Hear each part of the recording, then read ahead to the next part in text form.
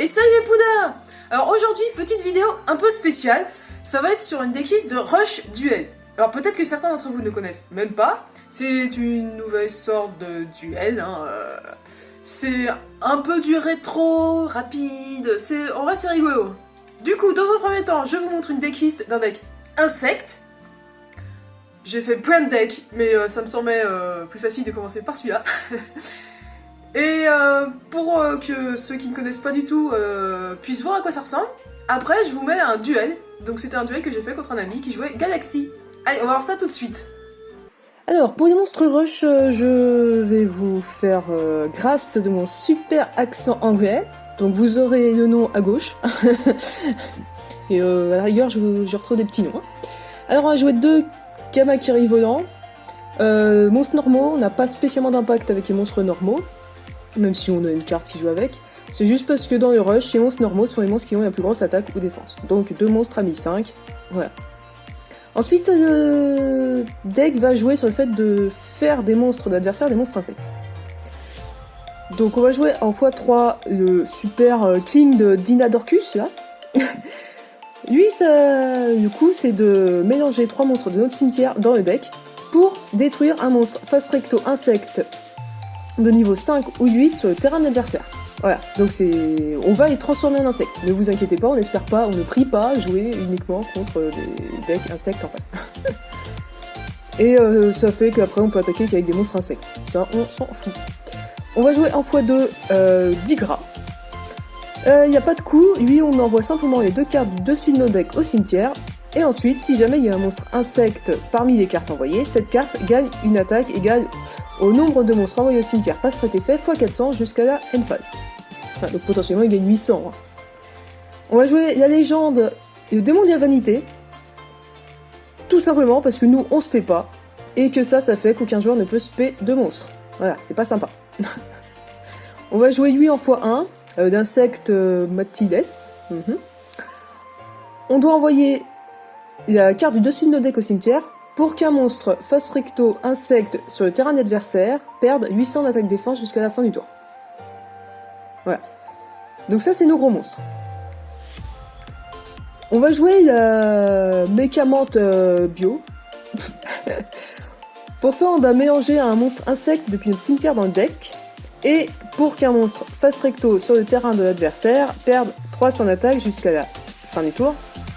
Puis on peut faire que ce monstre devienne insecte jusqu'à la fin de ce tour. Voilà. On va jouer en x2. On peut jouer en x3, mais la dot moyenne est faire devenir insecte. La princesse des papillons bruyants. Ouais. En français, ça doit donner quelque chose comme ça. On change cette carte. On change la position de combat de cette carte. Et pour spé, 2 monstres insectes de niveau 4 de notre main. Ça, l'aspect de monstre de niveau 4, on s'en fout. On est d'accord. C'est juste que si on fait ça, on inflige 700 points de dommage à notre adversaire. Voilà, c'est pour du burn.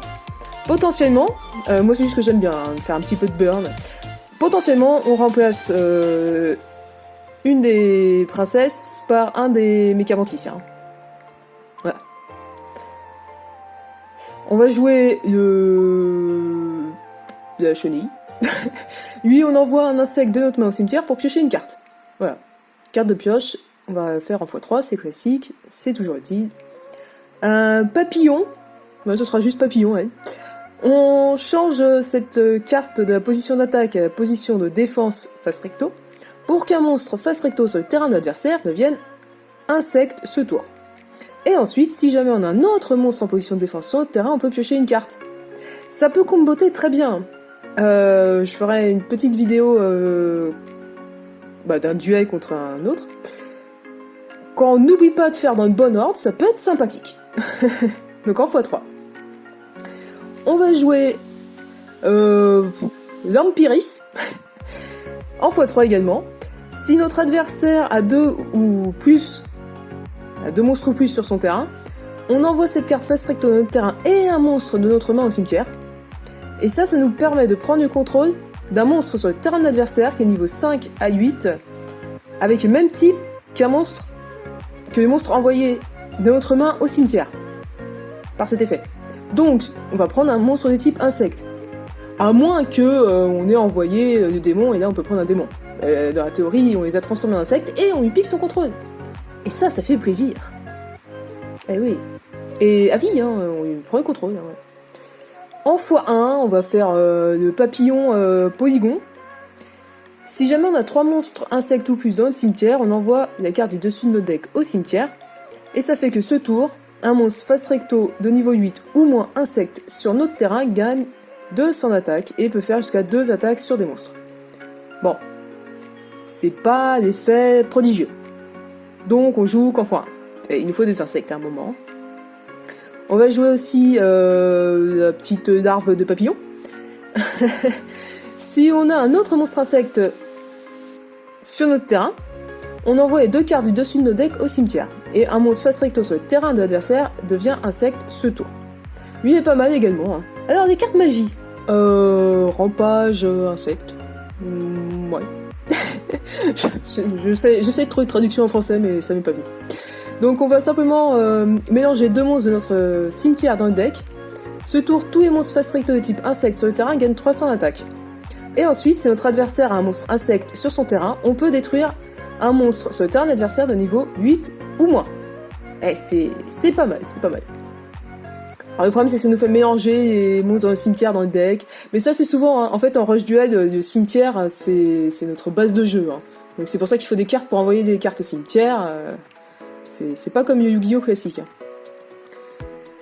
Intrus de Beetle. Ouais, excusez-moi, j'avais dit que je vous casserais pas les oreilles avec mon anglais. Alors, si 2 monstres insectes ou plus sont sur le terrain, on envoie une carte depuis notre main au cimetière. Ça, c'est le coup. Ça nous permet de piocher une carte, puis on peut détruire une magie piège sur le terrain de l'adversaire. On va jouer en x3, c'est de la pioche et des destructions de magie, c'est vraiment bien. L'autre légende qu'on va jouer, c'est Trou Noir. Voilà, parce que c'est fort. En x3, on va jouer, allez, on va dire verrouillage cauchemardesque. Ouais, ça me semble pas mal. Si notre adversaire a 2 ou plus cartes magie piège sur le terrain, c'est souvent le cas quand même. On choisit une magie piège sur le terrain de l'adversaire et on détruit toutes les autres cartes magie piège sur son terrain. Par contre, ce tour, nos monstres ne peuvent pas attaquer, mais on a fait du ménage. Voilà. Des petites pièges sympathiques. Barrière. Quand un monstre de niveau 8 ou moins de l'adversaire déclare une attaque, on mélange 2 monstres de type insecte de notre cimetière dans le deck. Le monstre attaquant perd 800 d'attaque jusqu'à la fin du tour. Et ensuite, si jamais on a un monstre face recto insecte sur notre terrain, on peut détruire les monstres attaquants. Eh ouais, pas mal. En x1 parce que c'est rigolo. Quand notre adversaire invoque normalement ou spécialement un monstre, on change jusqu'à 3 types insectes sur notre terrain qui était en position d'attaque en position de défense face recto. Et ensuite, si on a 2 ou plus monstres en position de défense face recto sur notre terrain, on peut changer un monstre en position d'attaque sur le terrain adversaire en défense. Bon, ça fait beaucoup de conditions pour pas grand chose, donc on va jouer en x1, mais c'est quand même rigolo et des fois c'est quand même très pratique. Force de miroir radieuse. Quand un monstre adversaire déclare une attaque, tandis qu'il contrôle 3 monstres en position d'attaque sur son terrain, on détruit tous les monstres en position d'attaque sur le terrain de l'adversaire. En x2. Et oui, on n'a pas tant de destruction que ça, mine de rien. Après, il faut qu'il en mette 3, mais bon, quand ça arrive, on est content. La petite légende, un cylindre magique. Quand l'adversaire veut nous achever, on est content d'avoir mis cette légende dans le deck. Eh oui. J'ai mis de côté. Des fois je joue, des fois je joue pas. J'hésite, je me tâte. C'est le scarabée cuirassé en métal, quelque chose comme ça. Il n'a pas d'effet, c'est juste qu'il y a 2005 de défense. Mais il nécessite de sacrifice, il est un peu tendancieux. Mais 2005 de défense c'est pas mal.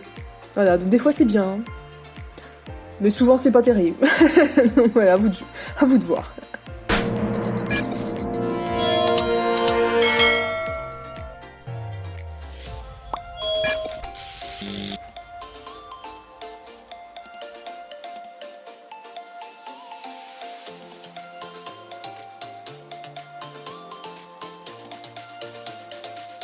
Bon, pas une main spéciale pour prendre le contrôle des monstres adversaires, mais en soi, j'ai envie de dire, il n'y a pas de monstre, alors... on y pète tout, on met le démon de la majesté, Et puis ce sera déjà pas mal.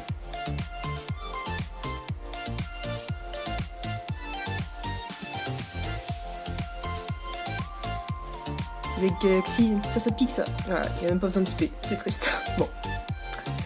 Ouais, voilà. Ah ça, on aime en rush quand même. Piocher 5.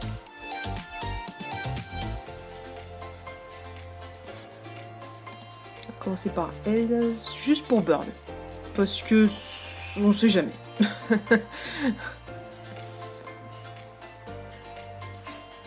va faire passer en insecte aussi. Je sais pas trop où je vais, hein, j'avoue, je joue un petit peu là au pif. Ouais, bon, en soi c'est pas grave, hein, on va y passer en attaque, hein, on va faire du classique. Oh putain, la force du mur. Ouais, j'aurais pas aimé m'y prendre, on va pas se mentir. Ok, ça pique aussi. Elle est pas mal cette carte hein, quand même. Hein. Peut péter, piocher. Bon, trou noir c'est bien aussi, mais bon.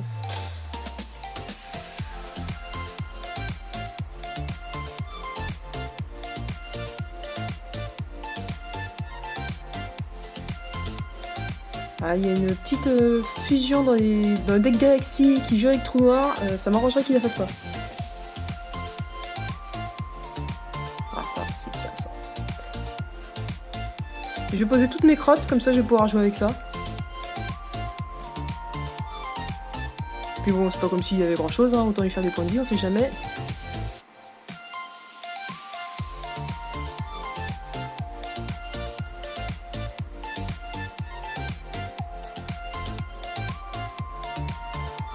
Voilà, ça c'est rigolo. Ça fait pas grand chose, mais c'est rigolo. Oh, bon, cette main, bon. Vu ce qu'il a, c'est bon, tranquille. Bon, c'est un peu triste, j'ai pas pu y piquer de monstre. Bah, enfin bon. Et voilà, donc j'espère que ça vous a plu. J'en ferai pas toutes les semaines, hein. Enfin, de toute façon, je fais pas des vidéos toutes les semaines. Donc j'en ferai pas tout le temps du Rush Duel, mais si vous aimez, n'hésitez pas à dire. J'aime bien aussi créer des decks là-dessus, hein. Je trouve ça très rigolo. Donc la prochaine, je sais plus trop où j'en suis. Je sais que j'ai un challenge à faire sur le sinistre lièvre. Je galère un peu, donc tu vas attendre un peu, cher abonné. Et sinon, je crois que c'est tout. Donc ce sera peut-être du rétro. On va voir ça. A plus!